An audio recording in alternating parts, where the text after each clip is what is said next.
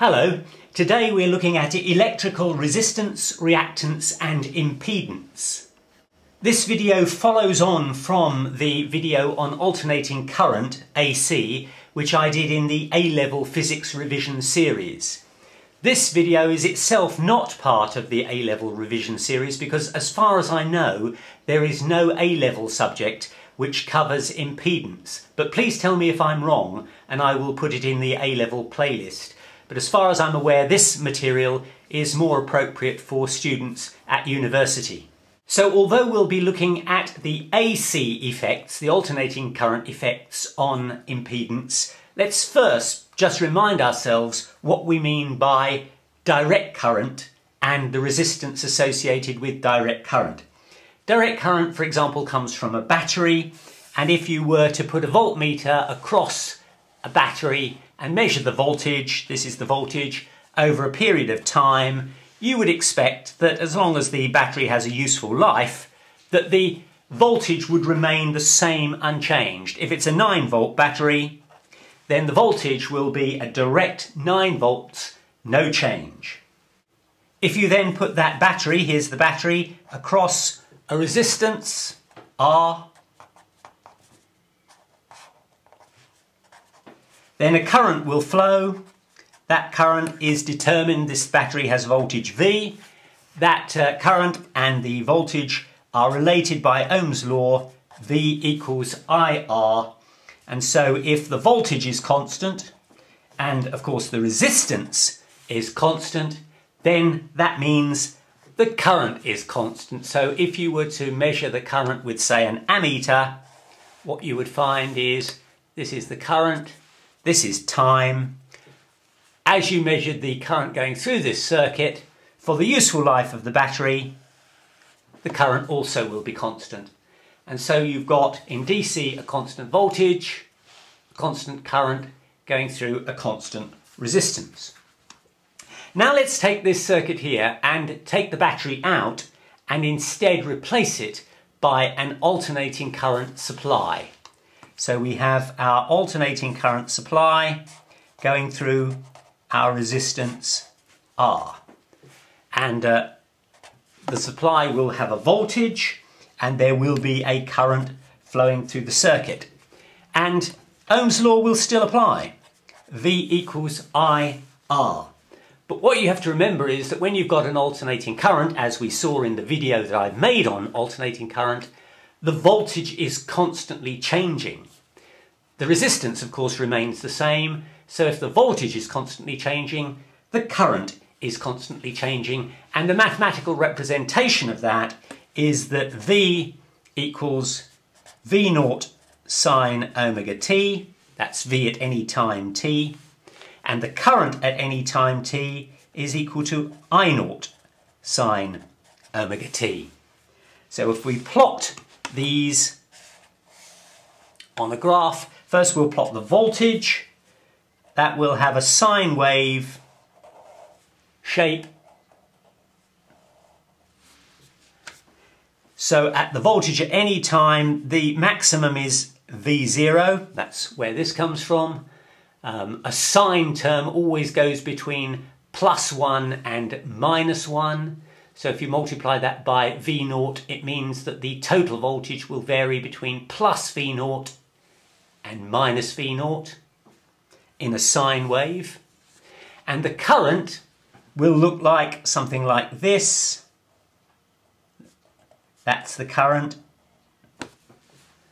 Obviously the size of the current, the maximum of the current, will be determined by the size of the resistance. And you can also say that V at any particular time t is equal to I at any particular time t times R. So anywhere you choose, if we choose a time, say there, this is time of course, then V at time t is equal to I at time t times the resistance. And you'll notice that the voltage and the current are what is called in phase. That is to say, when the voltage is at its maximum, the current is at its maximum. When the voltage is 0, the current is 0. when the voltage is at its negative maximum, the current is at its negative maximum. It's in phase. And I want to introduce you to a concept called a phasor diagram. A phasor diagram purports to draw the resistance and the phase angle. So if I draw a little one up here just to show you, if I were to draw something like that, then the length of the vector, as it were, this length would represent the magnitude of the resistance, and this angle here, phi, would represent the extent to which the current was displaced from the voltage. In other words, instead of the current being exactly in phase, the current might actually start here and go up like this. As it happens, that doesn't happen with resistance. So the phase angle is zero. There is no difference in phase between the current and the voltage. So on our phasor diagram, you would simply draw the resistance like this. The length of the line is equal to the value of the resistance, and the angle, which is zero, tells you that the current and the voltage are completely in phase. Now the reason I do that, and that means that the so-called phase angle is zero. There is no difference between where the voltage is and where the current is.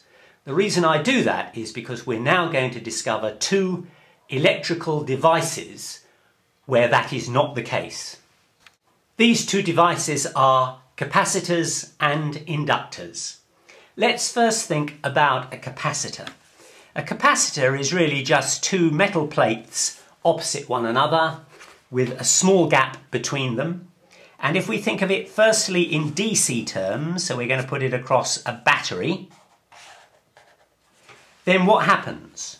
The important thing is that although a current flows, at least initially, no current ever flows, ever flows between the two plates. Never assume a current flows. Indeed, if there is a spark that jumps across, then it messes up the capacitor. The whole point of a capacitor is that no current flows between the two plates. That's crucially important. And indeed, for a proper capacitor, there's usually a piece of insulating material between the two to make sure that no current can flow. So what happens? Well, as it were, the conventional current flows from plus to minus. But what is actually what is actually happening in electricity is that electrons are flowing, and they flow from minus to plus. So the electrons will flow until they get to this plate, and then they will congregate on the plate because they cannot jump across the gap. That's the crucial point. And if you get a congregation of electrons, negatively charged electrons on this plate, those electrons will repel the electrons on this plate and push them. The electrons will now flow in this direction back to the positive terminal, leaving a residue of positively charged particles on this plate. In other words, energy has been stored. You could, if you wanted to, disconnect this capacitor, which is now fully charged, so it's negative on one side, positive on the other, and if you were to connect that to, say, a bulb, a flash bulb, then the capacitor will discharge through the flash bulb and it will flash. And that's the principle on which many flashlights in cameras work.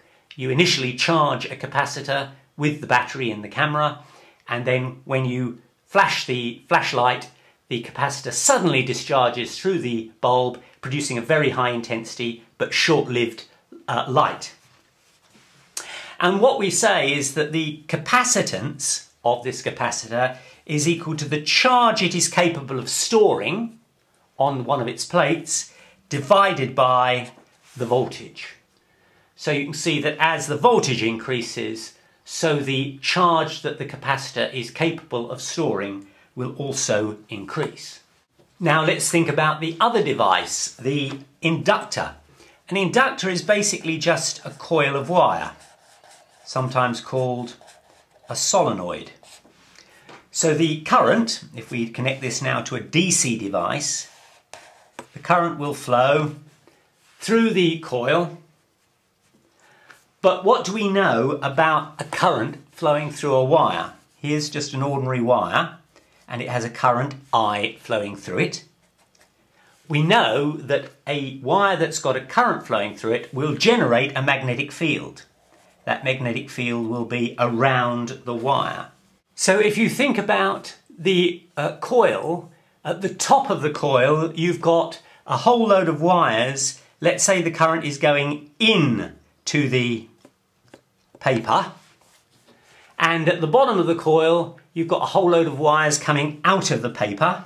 So what we're doing is we're looking at the inductor and seeing the coil go round. So at the top the coil goes in, at the bottom the coil comes out, and the current is going in the direction of my pen.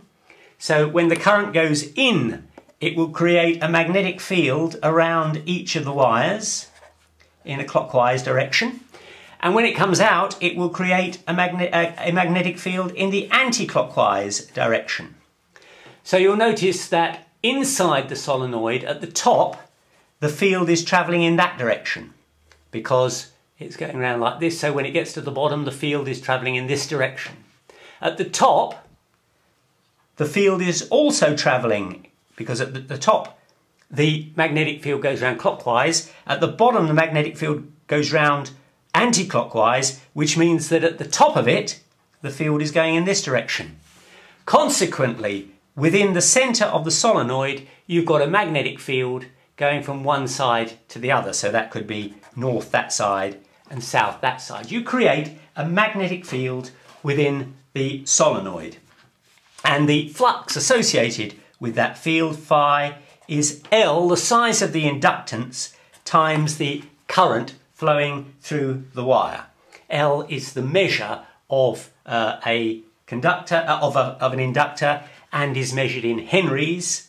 C is the measure of a capacitor and is measured in farads. Now let's go back to our capacitor, and this time we're going to put it in a circuit which has an alternating current source. So there's the capacitor. It's exactly the same diagram as here, except that instead of a battery, we now have an AC supply. And the current, of course, because it's an AC supply, is going to constantly change direction. So electrons are going to form on this plate, then they're going to form on this plate, then this plate, then this plate, constantly changing. And the question is there a V equals IR equivalent for the capacitor? And the answer is yes, there is. What you find is that V is proportional to I, the voltage, is proportional to the current flowing through the wire. And the, as it were, the resistive effect, which we actually call the reactance, is given by XC.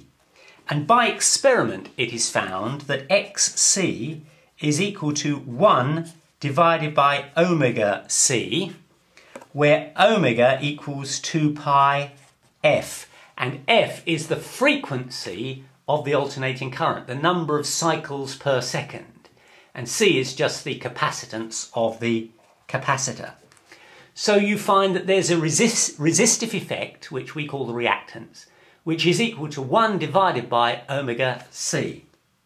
And what that means, of course, is that as the frequency increases, remember omega is 2 pi times the frequency, as the frequency increases, the reactance will decrease.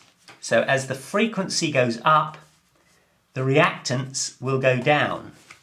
So unlike a resistor, which doesn't care what the frequency of the AC is, when it comes to a capacitor, the actual resistive effect of the capacitor depends on the frequency of the alternating current. Now, why should that be? Why should that be? Well, let's think about it. What's happening is that the electrons are flowing onto the plate.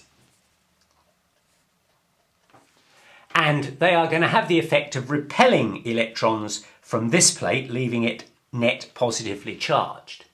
But of course they also do something else. Not only do they repel the electrons from this plate, but they also impede any further electrons that are coming in this direction wanting to join them on the plate. As the charge builds up, then like charges repel. Consequently, the charges that are already on this plate will repel the charges that are trying to come and join them on the plate, and ultimately they will stop the charges from flowing altogether. But it takes a bit of time for that to happen. So what is happening is, as the charge builds up on the plate, so the impedance of further charge being added to that plate grows with time. But of course, it doesn't get much time to do this, because then the phase of the alternating current changes, and now the electrons are moving in this direction. So everything changes sign. There are now electrons on this plate, there is a net positive charge on this plate, and the electrons coming in this direction are impeded. And the longer the time is, the greater will be the impedance. And now you can see why the resistive effect falls as the frequency increases. Because as the frequency increases, the amount of time that you've got for electrons to build up on the plate before the electrons start going the other way is reduced. Higher frequency means less time for each cycle. So consequently, you've got no time, or very little time, for the electrons to build up on this plate and then begin to impede the flow of electrons before the electrons are now coming the other way. So the higher the frequency, the less impact there will be, because there will be fewer electrons building up and therefore a lesser effect of repelling the electrons that are still coming along. Whereas if the frequency is so long that, for example, there are several seconds before the current changes, then the electrons will fully build up on this plate to the extent that it is even possible that they will impede completely any flow or any further flow of electrons, and so the current will completely stop. So the higher the frequency, basically the less time there is for electrons to build up on this plate and impede the other electrons that would like to try and join them before the current changes direction. But there is something else that is noted by experiment, and that is that if you plot the voltage across the capacitor, and remember it's an alternating voltage, so it's going to have a sine wave effect, V equals V naught sine omega t, and then you measure the current which is flowing in the circuit, you find that the current, let's put some points there so I can see what I'm doing, the current looks something like this. It is no longer in phase with the voltage. In fact, the current starts first and then the voltage comes second. So the voltage lags behind the current. This is the voltage, this is the current, and the voltage is lagging behind. The current does this, the voltage starts, as it were, later. And in fact, the angle is 1/4 of a full wavelength. And since a full wavelength is 2 pi radians, 1/4 of that will be pi over 2. So in fact, the voltage is minus pi over 2 behind, as it were, the current. It's 1/4 of a wavelength behind the current. And what you can also see from this is therefore that the voltage at time t most emphatically is not equal to the current at time t times the reactance. That is no longer true, because when the voltage is at its maximum, the current is 0. And when the current is at its maximum, the voltage is 0. So this certainly, voltage no longer equals the current times the reactance for any given time. What we can also do is to plot our phasor diagram. You remember the phasor diagram for resistance?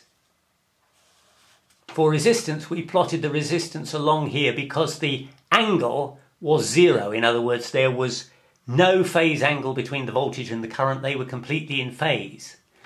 But now the phase angle is minus pi over 2, which is of course minus 90 degrees. So if we're plotting the reactance, the size of the reactance Sxc is plotted as the length of that line, and the angle is 90 degrees. In fact, it's minus 90 degrees, which is why I've plotted it downwards. So our phasor diagram for capacitors shows the modulus, if you like, the size of the reactance, the resistive effect of the capacitor, is represented by the length of the line, and the phase angle is represented as minus 90 degrees, minus pi over 2 on the phasor diagram. Incidentally, although this formula is not true because you cannot take the voltage at a particular time, what will be true is that the root mean square of the voltage, which we dealt with in the earlier AC video, is equal to the root mean square of the current times XC. So in other words, what we're saying is, taken over the entire cycle of the sine wave, the voltage root mean square is equal to the current root mean square times the reactance caused by the capacitance. Now let's take the inductor and put that into an AC circuit. So here's the coil or solenoid, and here's the AC supply. And what we want to know again is there an Ohm's law type of effect? Is there a V equals IR kind of equivalence as far as this is concerned? And by experiment you find that yes, there is. V is equal to I times what's called the reactance, the resistive effect of the inductor, but the reactance XL. And on this occasion, XL is equal to omega times L, where once again omega is 2 pi times the frequency. So whereas the reactance of a capacitor was 1 over omega C, for an inductor the reactance is omega L. And what that means is that, of course, as omega increases, in other words as the frequency increases, the reactance will increase. So XL will increase as the frequency increases. With the capacitor, remember, it was the other way round. As the frequency increased, the reactance decreased. But here with the inductance, if the frequency increases, so does the reactance. Now, why should that be? Well, let's just think for a moment what's happening. I showed you earlier that the flux generated in an inductance, phi, equals IL. The current multiplied by the inductance value. In this case, of course, there is going to be a changing flux because there's going to be a changing current. And so the rate of change of flux is going to be L, which is a constant, times the rate of change of current. And we know that EMF is equal to minus the rate of change of flux, which of course is going to be minus L di by dt. So what you've got in this coil, in this solenoid, is a changing current which is generating a changing electric field. Indeed, a changing magnetic field. Indeed, the magnetic field is going to be going from north to south one way, and then as the current changes direction, it will go from north to south the other way. So the magnetic field is going to be pointing in that direction, then in that direction, then in that direction, then in that direction. A constantly changing magnetic field. And what happens if you have, here is the inductor, here is the current, which for the time being is flowing in this direction. Of course it's going to change direction because the frequency will mean that it will change its polarity. But for the time being, let's just think about the current flowing in this direction through the inductance and generating a magnetic field, a changing magnetic field. What does a changing magnetic field do in the presence of a wire? Answer: it creates an induced current. Which direction does that current flow? Answer: Lenz's law tells you it flows in the opposite direction so as to oppose the change that caused it. That's what Lenz's law tells us. So although there is a current flowing in this wire, and it's a changing current, the changing current produces a changing magnetic field, and the changing magnetic field produces an induced current that flows in the other direction. And thus, the current, the main current, is impeded by the induced current. Of course, very quickly the actual current will be flowing in the opposite direction, and then the induced current will oppose that. Now, why therefore should it be that as the frequency increases, the reactance, the resistive effect of the inductor should also increase?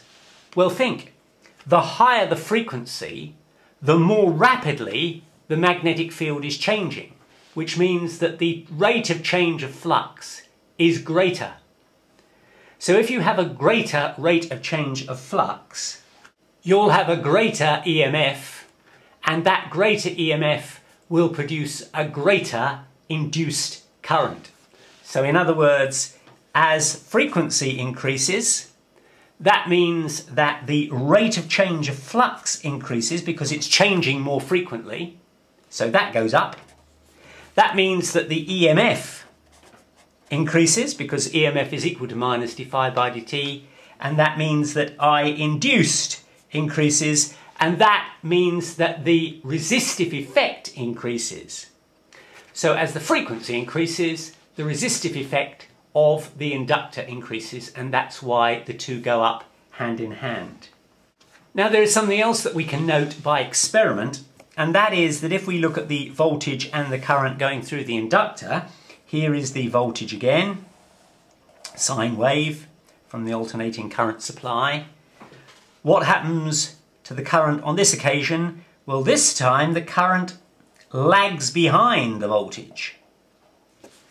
So in the case of the capacitor, the voltage was was behind the current.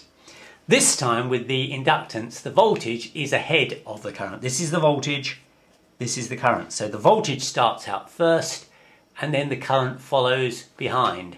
And again, the phase angle is pi over 2, but this time it's plus pi over 2 because the voltage is ahead of the current. And you'll notice again that you cannot say that the voltage at any particular time is equal to the current at any time times R. You cannot say that. That is not true, because when the voltage is at a maximum, the current is 0. When the current is at a maximum, the voltage is 0. But you can say again that taken over the entire cycle, V RMS, root mean square, is equal to I RMS times R, which of course is the reactance XL. And now if we draw our phasor diagram, remember for resistance it went out like this, the phase angle was 0. For capacitance it went down like this, the phase angle was minus pi over 2. And you can probably guess that for an inductor, the size of the inductance is measured by the length of the line, and the angle is 90 degrees or pi over 2. So just to recap on the phasor diagrams, if you're drawing a resistance, it will be R in this direction with a phase angle of 0. If you're drawing a capacitance, then the reactance value is the length of that line and the angle is at 90 degrees. And if you're drawing an inductance, then the reactance effect is the length of that line with an angle of plus pi over 2. And so the question comes, what happens if you put a resistance, a capacitor and an inductor in the same circuit? Well, let's consider if you simply have 3 different resistances in a circuit. So here is resistor R1, R2 and R3, all in series. We know that the total resistance of that circuit will be R1 plus R2 plus R3. And that will be measured, of course, in ohms. So, is it true that if you have a resistance and an inductor and a capacitor, all in series, we know that the resistive value of the resistance is just R.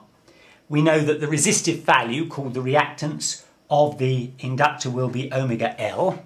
and we know that the resistive effect, the reactance of the capacitor, will be 1 over omega c, is it true that the total resistance is equal to R plus omega L plus 1 over omega c?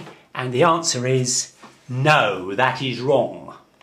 And the reason that that is wrong is that you have taken no account of the fact that there is a phase angle associated with the capacitor and with the inductor. Let's, for simplicity, just consider a circuit in which we have an inductance and a resistance. We'll come to a capacitance in a moment, capacitor in a moment, but for the moment let's just keep two elements in our circuit. You would have to draw your phasor diagram, which would have the resistance here and the reactance of the, so this would be length R for the resistance, and your reactance would be in the vertical direction. Incidentally, you can show dimensionally that the reactance for the inductor and indeed the reactance for the capacitor are in units of ohms, so they have a resistance dimensionality. And the way you calculate the net, what's called impedance, of these two devices is to apply the rules of Pythagoras. Pythagoras says that the length of this diagonal line is the impedance effect of the two devices. And I think you'll see relatively straightforwardly that Z is equal to the square root of R squared plus XL squared. It's just plain Pythagoras. You can also see that the phase angle, which in this case is phi, which is neither 0 nor pi over 2, that the tangent of phi is equal to XL divided by R. So the phase angle, the angle by which the voltage and the current will be out of phase, is determined by the relative sizes of these two devices. You'll see that because it's positive, that means that the voltage will lead the current. Now, in order to ensure that we don't ever mix up the reactance and the resistance, what we do is we draw the reactance on the y-axis, which is often called the imaginary axis. For those of you who don't know, the I is the square root of -1. And since the square root of -1 doesn't exist, it's called an imaginary term. So we tend to draw an imaginary axis and a real axis, and we put the resistance on the real axis and we put the reactance on the imaginary axis. And this means that we can say in vector terms that the impedance Z is equal to R plus IXL.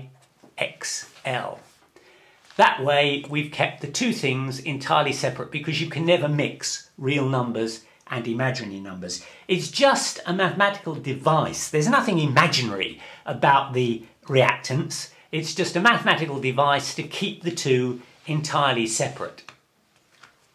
And now we can do a little bit more maths. I think you will see that from this triangle here, R is Z cosine phi. Right, because R over Z is cosine phi, so R is equal to Z times cosine phi. Similarly, you'll also say that XL is equal to Z sine phi, because X over Z is the sine of phi, so X is Z times the sine of phi. And that means that Z is equal to R, which is the value of Z cos phi, plus I times XL, which is Z sine phi. And that means that Z is equal to the modulus of Z, that's what these terms actually are, the length of the value of the impedance, times the modulus of Z into cosine phi plus I sine phi, because I've taken the Z's out both sides. So the total value of the impedance is equal to the modulus of the impedance, the value of its length, times cosine phi plus I sine phi.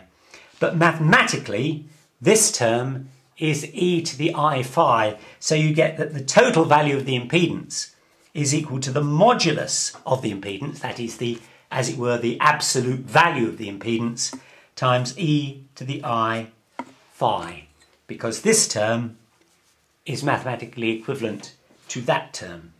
So what are we going to do if we have all three components in a circuit? A resistance, an inductance, and a capacitance, all in the same circuit. Well, we plot our phasor diagram, which is going to have three elements on it. Firstly, it's going to have an inductance, XL, then it's going to have a capacitance, XC, and then it's going to have a resistance, R. And how are we going to construct our diagram in order to do our Pythagoras? Well, it's quite simple. The net effect of the two reactances, which are both in the same plane, they're both on the I scale, this is the imaginary scale, this is the real scale, you can simply subtract one from the other, and the net effect of this will be this distance here, which is simply XL minus XC. It will depend which is the larger. Obviously, if XL is greater than XC, then there will be a small surplus in this direction.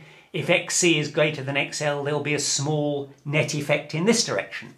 But it's the net effect of XL minus XC, which is what you construct, and then the total value of Z will equal the square root of R squared plus the net reactance squared, which is simply XL minus XC all squared.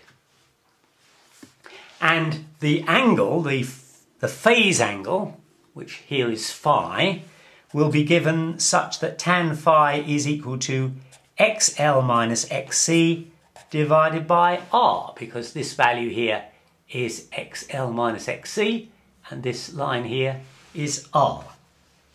And the angle phi will be the extent to which the voltage lags or leads the current. In this case, it's a slight positive angle, and so consequently, if we draw the voltage, then the voltage will lead the current by this angle, whatever that turns out to be.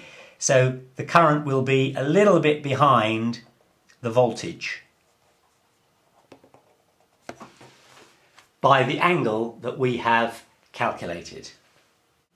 Now, although resistances and reactances have the same dimensionality, they can all be measured in ohms, there is a very important difference between the two. So let's now take our circuit. It's an alternating current circuit in which we have a resistance, an inductor, and a capacitor. Now, the important thing about the difference is this, that a resistance will dissipate power as current flows through it. And the power loss in a resistor is given by the voltage times the current. Or you can sometimes, using Ohm's law, you can say that that equals I squared R. We've dealt with this in previous videos on electricity. So there is a power loss in a resistance. But there is no power loss in a perfect inductor or a perfect capacitor. I say perfect because, of course, in practice, there will be some element of resistance in both. But in theory, at any rate, and in terms of exams, you usually think in terms of the theory, there is no resistance associated with these, only a reactance. Consequently, what happens with these two devices, there is no power loss. In a reactance, what you get is energy storage and dissipation. The capacitor charges up, and as it charges up, it collects and stores energy, and then as it discharges, it releases that energy. The inductance is building up a changing magnetic field, which is a build-up of energy and then a dissipation of that energy. So there's no power loss in these two devices, only in the resistance.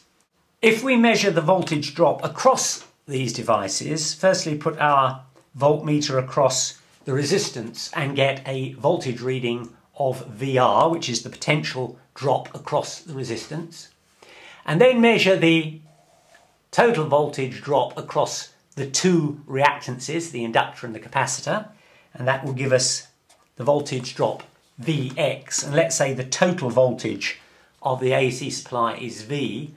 You might be tempted to think that the total voltage is equal to the voltage dropped across the resistor plus the voltage dropped across the reactance. And again, you would be wrong, because you would have forgotten the fact that we've got phasor diagrams to have to deal with. So once again, we have to draw our phasor diagram. We will have Vx along the imaginary axis and VR along the real axis. And so again, you have to do your Pythagoras, and you will find that the net voltage, which is the root mean square voltage, is given by the square root of this term squared, VR squared, plus this term squared, Vx squared. So you don't just add them together, you have to do the Pythagoras. Now, what is the power loss in this circuit? Well, we've already said the only place you lose power, at least in theory, is in the resistance. So consequently, the power loss is going to be VR times the current flowing through the circuit. So the power loss, and we're going to do the average power loss through the resistance R, because that's the only place you lose power, is going to be the root mean square of the current times the voltage across R. But if you look at this diagram here, you'll see that VR over VRMS is equal to the cosine of the angle phi. VR over RMS is the cosine of the angle phi. And that means that VR is equal to VRMS times the cosine of the angle phi. So we can substitute this VR, I should have used the same R, this R, VR for here, and that means that we get that the power loss across the resistance is equal to IRMS, which is this term here, times VR, which is VRMS, times the cosine of the angle phi. So if you know the root mean square of the current and the root mean square of the voltage, multiply that by the cosine of the phase angle, and that gives you the power loss in the resistance. And how do you find phi? Well, if you know the voltage drop across the reactances and the voltage drop across the resistor, then you will readily see that Vx over VR is the tangent of phi. Vx divided by VR is equal to the tangent of the angle phi. So if you know Vx and VR, divide one by the other, and that's the tangent of the phase angle. Now finally, before I do some worked examples, because people have been asking me to do some examples, but before I do that, I just want to look at what's called resonance. And you get resonance in LRC circuits. That's where all three of the components apply. And the usefulness of this, just to tell you where we're going, is this is precisely how you tune in your radio and your television. So what you've got is what's called an LRC circuit. So we're going to have an alternating current supply going through a resistor, an inductor, and a capacitor. And usually we make that a variable capacitor. And the way you make a capacitor variable is you've got two plates. I'm using my hands to represent the two plates of the capacitor. Now I turn it edge on, and as you turn the dial on your radio, what you're effectively doing is turning one plate against the other. And therefore the degree of overlap, the amount of area that is common to both, reduces or changes. And that of course changes the capacitance. So the way you change a capacitor is you swivel one of the plates so that the amount of area that is common to both reduces or increases as you turn it, and that therefore becomes a variable capacitor. So let's just remind ourselves that the total impedance of this circuit is going to be the square root of the resistance squared plus the capacitance squared. And in that case, we've got that the total impedance is the square root of R squared plus XL minus XC, all squared. And that is the square root of R squared plus, well, the capacitance of XL, as we've said, is omega L, minus the capacitance XC is 1 over omega C, all squared. Now think about this term here. This term squared will always be positive because any term squared will be positive. It matters not whether omega L is bigger than or smaller than 1 over omega C. It doesn't matter whether this term is positive or negative. When you square it, it will come out positive. So Z will always be the square root of R squared plus a positive term. That means that Z, the impedance, will be at its minimum when this term is 0. And that means if the impedance is at its minimum, the current will be at its maximum because V equals IR, V equals IZ. When Z is small, I will be large. So when this term is 0, you get the minimum impedance, maximum current. So what does it mean for omega L to equal 1 over omega C? Because if that's the case, then this term will be 0. Well, multiply this out and you get that omega squared LC equals 1, which means that omega is equal to 1 over the square root of LC, which means since omega is 2 pi f, it means that the resonant frequency, the frequency at which this term equals 0 and therefore the impedance is minimised and therefore the current is maximised, that frequency is going to be 1 over the square root of 1 over 2 pi times the square root of LC. And if you draw a picture showing the current against the varying frequency, what you will find is that it will suddenly shoot up when you get to the resonant frequency, because that's the point at which the impedance is minimised, so the current is maximised. And this is typically what you're doing. Your radio is picking up all sorts of frequencies, but only at the frequency that is, as it were, maximised, where the current is maximised because you have achieved a minimum Z by making this term equal to 0. It is the current for that frequency which is maximised, and that's why you can hear that station on your radio. All the other frequencies are down at minimal levels, so you don't get to hear them. But if you change the capacitor, then you will change the point at which, the frequency at which this term becomes 0.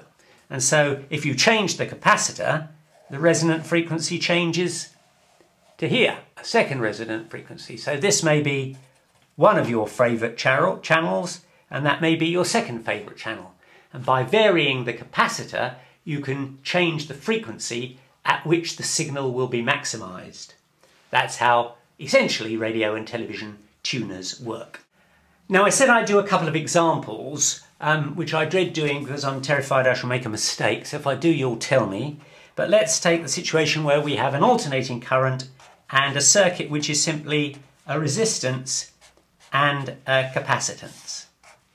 And the values are that the resistance is 100 ohms, the capacitor is 10 microfarads, the VRMS is 250 volts, which means it's kind of broadly the United Kingdom power supply that comes from the wall.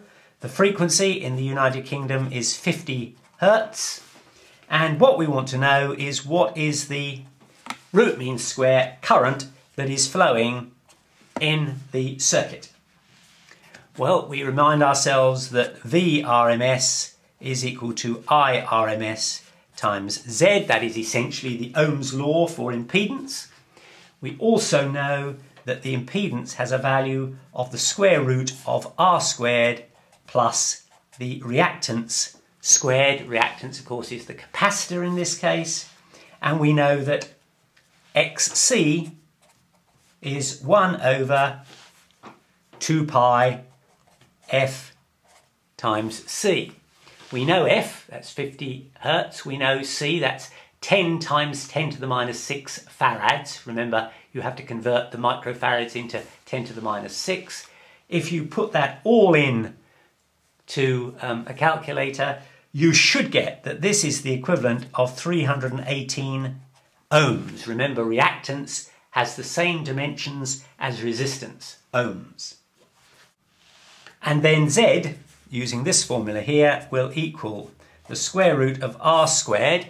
R, remember, was 100 ohms, so R squared is 10,000, plus 318 squared, which will be 101,321 approximately. And if you take the square root of that, you should get 333 ohms. So the net impedance of the two devices is 333 ohms, which means that the root mean square of the current, which is what we want, is V RMS divided by Z. This is, of course, shouldn't be Ohm's law. I equals V over Z. And that is equal to 250, which is the root mean square voltage, divided by 333, which is the net impedance. And that comes to approximately 0.75 amps, which is what we were asked for. But let's just go a little bit further and think about the voltage travelling through the across the resistance. Well, the voltage across the resistance will simply be the root mean square current times the value of the resistance. Well, that's 0.75 is the current, we just calculated that, times 100 ohms, because that's the value of the resistance, and that's 75 volts. So if you measure the voltage across the resistance, that's what you'd measure. The voltage across the capacitor is going to be I RMS times the reactance of the capacitor, which is again 0.75, because that's what we calculated, times 318, because that, remember, was the value of the reactance of the capacitor, and that comes to 238.5 volts. And you might be tempted to add the two together and get 313.5 volts and say that can't be right because the voltage is 250 volts. And of course you've made the mistake of adding together these two voltages. You can't do that, remember, because they're on different axes. One's on the imaginary axis, one's on the real axis. So you have to plot the Phasor diagram, and that means that V is going to be equal to the square root of VR squared plus Vx squared, which is the square root of VR squared, 75 squared, plus Vc squared, which is 238.5, all squared. And if you take the square root of that, you should get 250 volts. And now let's look at an LRC circuit. We've got a resistance, an inductance, and a capacitor, all in the same circuit.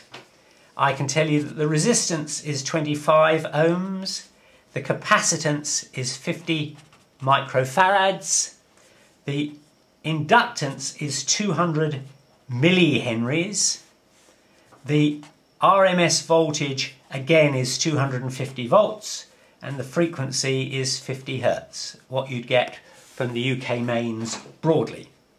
And what we want to know firstly is the total impedance of the circuit. Secondly, we want to know what the IRMS, the root mean square current, is. And thirdly, we want to know what is the phase angle, what is the either the lagging or leading of the voltage by the current. Well, we remind ourselves that the impedance is always going to be the square root of R squared plus the net effect of the reactance squared, which in this case will be R squared plus XL minus XC squared. And that's going to be the square root of R squared plus 2 pi FL, because omega L is the reactance of the inductor, minus 1 over 2 pi FC, i.e. 1 over omega C, all squared. And if you substitute in here, R, remember, was 25, so the 25 squared is 625, plus, if you work this out, you get 62. If you work this out, you get 63, all squared. So 62 minus 63, you're almost at resonance. This is almost 0. And that will come out to the square root of 626, which is broadly 25 ohms. So the net impedance of the entire circuit is 25 ohms.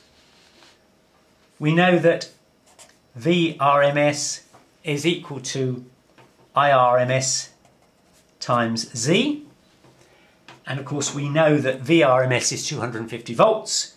We've just calculated Z, so obviously IRMS is going to be VRMS 250 divided by Z, which is 25. That means that IRMS is equal to 10 amps, which is a high current. And the tangent of the angle, the phase angle, is given, as you know, by X over R, and the net effect of X is 62 minus 63, which is minus 1, over R. Well, the resistance was 25 ohms, and so you've got an angle which is a negative angle, which means that the current will lead the voltage, or the voltage will lag behind the current. It has a capacitive effect, and phi is minus 2.3 degrees. So it's a very small angle, so the current will barely lead the voltage at all, but only just. The current will be just ahead of the voltage in this particular circuit. And just to show you what I mean by resonance, remember in that circuit we had a total current of 10 amps. Suppose that the frequency, instead of being 50 hertz, which is what I said it was, suppose it were 100 hertz. Then you would have that Z is equal to the square root of R squared plus 2 pi FL minus 1 over 2 pi FC all squared. But this time you would use F is 100 instead of F is 50. And so you would get that the total impedance would be R squared, which is 625, plus this term with F as 100 will now come out at 125, and this term will come out at 31. So now you get 125 minus 31 squared, and that will give you a total impedance, if you calculate it, of 97 ohms. And now we can still say that VRMS is equal to IRMS times Z, the total value of the impedance. And that means that IRMS is V, which is of course still 250, divided by Z, which is 97. So IRMS is going to be equal to 250 divided by 97, which is about 2.5 amps. So when the frequency was 50 hertz, as in the previous page, the current was 10 amps. When the frequency goes to 100 hertz, the current falls to 2.5 amps. It's moved quite a long way from resonance. 2.5 amps, of course, is still a quarter of 10 amps. So if you were tuning, you'd get quite a lot of interference. The skill with LRC circuits is to adjust the values of L, R and C such that at resonance you get a very high peak of current, but everywhere else you get hardly any current at all.